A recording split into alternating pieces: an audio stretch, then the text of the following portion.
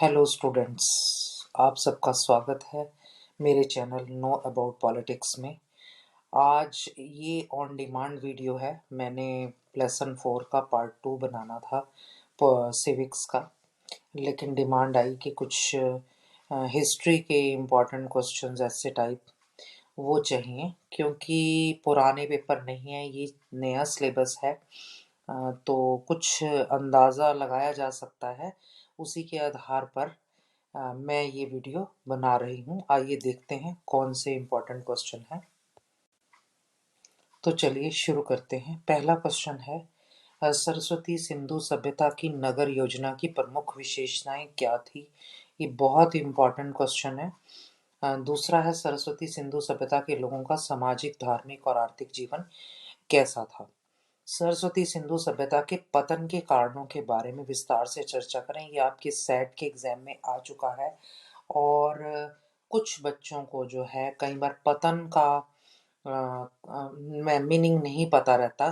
तो पतन का मतलब होता है खत्म होना, नाश होना, उस चीज का समाप्त हो जाना। तो सरस्वती सिंधु सभ्यता के समाप्त होने की क्या क्या कारण थे।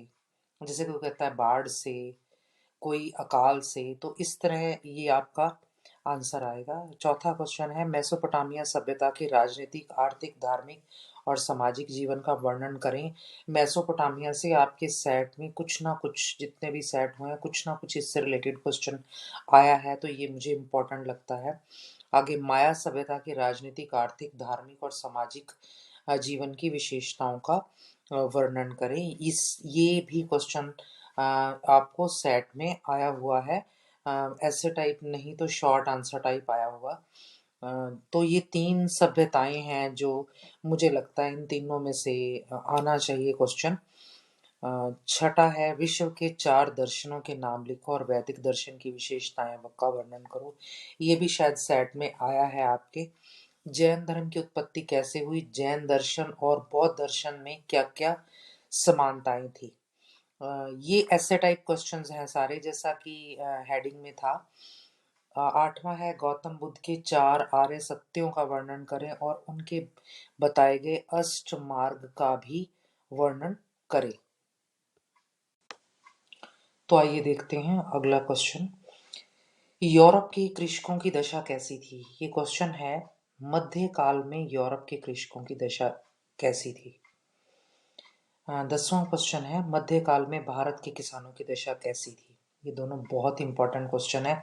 और ऐसे भी आ सकता है कि मध्यकाल में यूरोप और भारत के किसानों की दशा में अंतर बताओ, या कंपैरिजन करो, तुलना करो। ऐसे भी आ सकता है। 11वां क्वेश्चन है, मध्यकालीन भारतीय समाज में व्याप्त कुप्रथाएं कौन सी थी जिन्होंने स्त्रियों की स्थिति को प्रभावित किया। ये क्वेश्चन मेरा ख्याल से आया हुआ है सेट में या किसी शॉर्ट आंसर टाइप में। तो बहुत इम्पोर्टेंट है। जितनी भी कुप्रथाएं थी हमारी, वो हमने मध्यकालीन भारतीय समाज में जो थी वो बतानी है। बहुत आसान क्वेश्चन है। 12वां है, दासों के प्रकार और उनके द्वारा किए गए हैं यहाँ पर कार्यों और व्यवहारों का वर्णन करें। आगे है, इस्लाम व ईसाइयत के संघर्ष के परिणामों को सूचीबद्ध करें।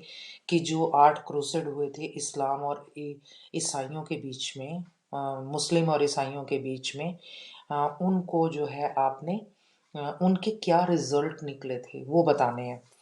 14वां क्वेश्चन है, इस्लाम व ईसाइयत के टकराव या संघर्ष में हुए प्रमुख क्रूसेड का वर्णन करें। देखिए 8 प्रमुख क्रूसेड हुए थे। क्रूसेड का मतलब धर्म युद्ध, दोनों के बीच में धर्म युद्ध कि कौन जीतेगा, कौन हारेगा, एक दूसरे के धर्म को कौन खत्म करेगा।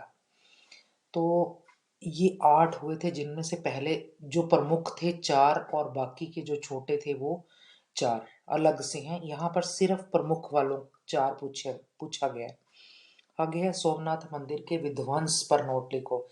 कि सोमनाथ विध्वंस होता है नाश कर देना, बिल्कुल उसको मिटा देना, गिरा देना। तो सोमनाथ, ये बहुत इंपॉर्टेंट है क्वेश्चन।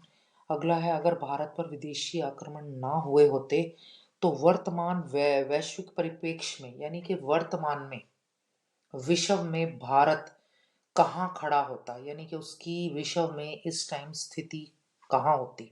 जाहिर है कि बहुत अच्छी होती। भारत पर विदेशी आक्रमणों के प्रभाव का विस्तार पूर्वक वर्णन करें। ये प्रभावों का वर्णन करना है।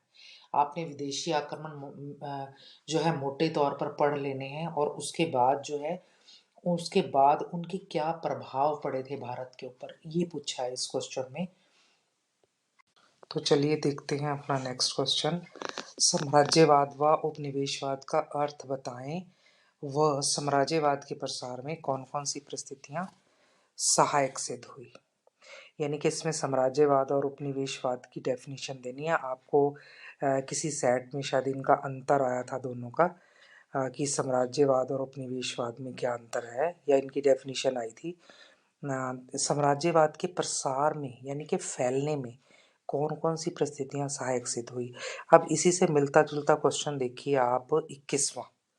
साम्राज्यवाद क्या है, डेफिनेशन दे दी। इसके उदय के प्रमुख कारणों का वर्णन कीजिए। 18वें क्वेश्चन में क्या है, उसको फैलने की परिस्थितियां बतानी है, यानी कि फैलने के क्या कारण थे। और इसमें उसके उदय के, उदय मतलब स्टार्ट होना, ये स्टार्ट कैसे हुआ, स्टार्ट होने के बाद फिर 18वें क्वेश्चन में वो फैला कैसे। तो दोनों के आंसर्स में थोड़ा डिफरेंस है। और इसी के साथ आप 22वां क्वेश्चन देखिए कि औद्योगिक, बताइए क्यों औद्योगिक क्रांति के कारण साम्राज्यवाद का विस्तार हुआ। देखिए वो 18वें क्वेश्चन में भी एक फैक्टर आएगा कि औद्योगिक क्रांति थी प्रसार में सहायक, और दूसरा इसमें 21वें में तो आएगा ही आएगा कि उदय के प्रमुख कारणों में एक औद्योगिक क्रांति भी थी। लेकिन यहाँ पर फुल फ्लेज्ड अगर पूछ ले कि औद्योगिक क्रांति कैसे साम्राज्यवाद को फैलाने में सहायक सिद्ध हुई, तो उसमें क्वेश्चन ऐसे बनेगा। 23वां क्वेश्चन है, 1857 की क्रांति किन कारणों से हुई, विस्तार से चर्चा करें। इसमें 1857 की क्रांति के सभी कारण बताने हैं। धार्मिक, सामाजिक, आर्थिक, राजनीतिक, तत्कालीन सारे बताने हैं।